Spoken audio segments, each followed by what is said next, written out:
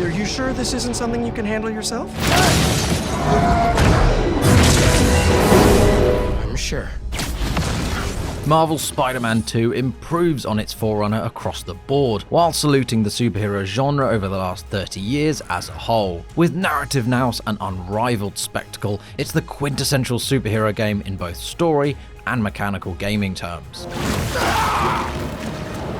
I can say with absolute certainty that Marvel's Spider-Man 2 is as good as superhero gaming gets. It is the quintessential costume caper that's larger than life in more ways than one, and whose blockbuster boss battles and mob fighting forays set new standards in not just superhero games, but AAA action-adventure games in general. Marvel's Spider-Man 2's busiest moments, though, are matched by its quietest. The Manhattan map of the original 2018 outing was a triumph in open-world design, but that game's bustling thoroughfares and scaled interpretations of NYC's busiest tourist spots feel empty in comparison to its exclusively PS5-powered sequel. Here, we're seeing the true potential of Sony's cutting-edge hardware. In practice, this means more yellow cabs slouching down Fifth Avenue at rush hour, and more subtle suggestions that this virtual sprawl is alive away from the action. Any journey across New York or taking part in one of the breakneck action set pieces feels credible, almost real. You know, despite the fact that you're dressed in increasingly outlandish spandex costumes while en route to fight a giant man made of literal sand. And of course, while Marvel's Spider-Man 2 shines in its downtime, it absolutely thrives in its moments of carnage.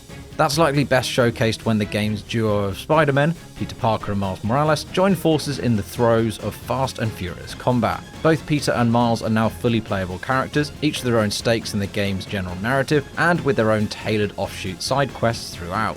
Outside of core missions, switching involves swiping left on the DualSense touchpad and selecting subquests dedicated to each character. Hitting X and watching a quick fade to black transition change things up almost instantly. When teamed up in combat, you'll control one Spider-Man with the other offering AI support, either locking horns with individual enemies elsewhere in whichever conflict you wound up in this time, or assisting in picture-perfect slow-motion double-team takedowns. Surviving these hectic wave-based battle royales requires fast reflexes, flitting between attacks with the square button, dodging with circle, and pulling yourself forward towards the nearest enemy with triangle, and then executing special abilities at the perfect moment.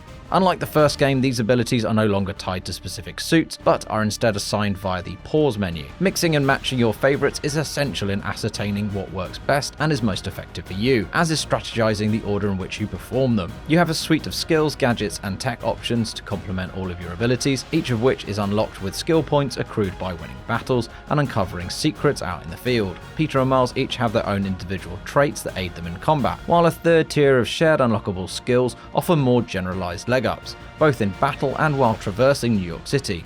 There is now the inclusion of a web wing wingsuit that lets you glide through the skies at any height, as opposed to swinging from platforms above. This is especially helpful when making the journey over the East River towards Queens and Brooklyn, whereby catching wind tunnels and updrafts around the skyscrapers and industrial air vents helps to maintain aerial momentum, forcing a degree of light puzzle work in getting around that I enjoyed moment to moment.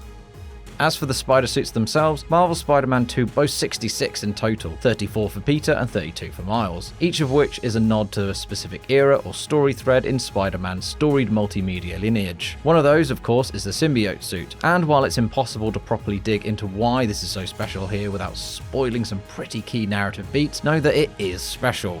Kraven the Hunter is the central antagonist, with everyone from Sandman to Lizard, Scorpion, Mysterio, the Prowler, Spider-Woman, Tombstone, Mr. Negative, Scream, Venom, and more, all showing face in various capacities throughout, meaning Peter and Miles really do have their work cut out for them this time around. And, inspired by the symbiote suit, Peter makes especially light work of all of it with a library of OP abilities, shooting a web of tendrils from the suit, grabbing half a dozen enemies by the skull, and slamming them into the concrete simultaneously never ever gets old.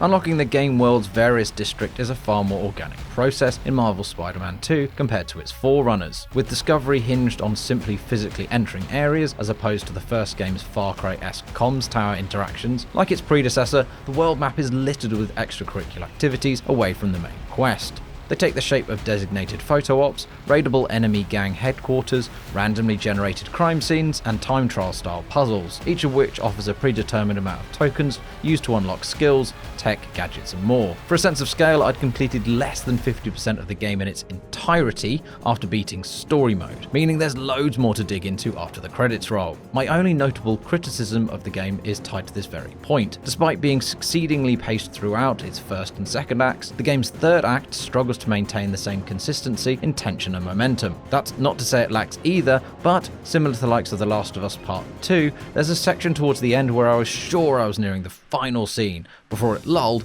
then hit the roof and dialed everything up to 11. The choice puzzled me a little, but it's perhaps reflective of a wider issue pertaining to sequels in 2023, whereby value is unreasonably tied to the length of the game. I'm speculating, of course, and all of this matters a lot less when a game like this backs it up with quality across the board. Through all of this, I reckon Marvel's Spider-Man 2 does something few game sequels are capable of, feeling fresh and new, innovative and expansive, and familiar and deferential, all at the same time. Marvel's Spider-Man 2 is quite simply the best superhero video game yet, and unsurprisingly, we give it 5 stars out of 5.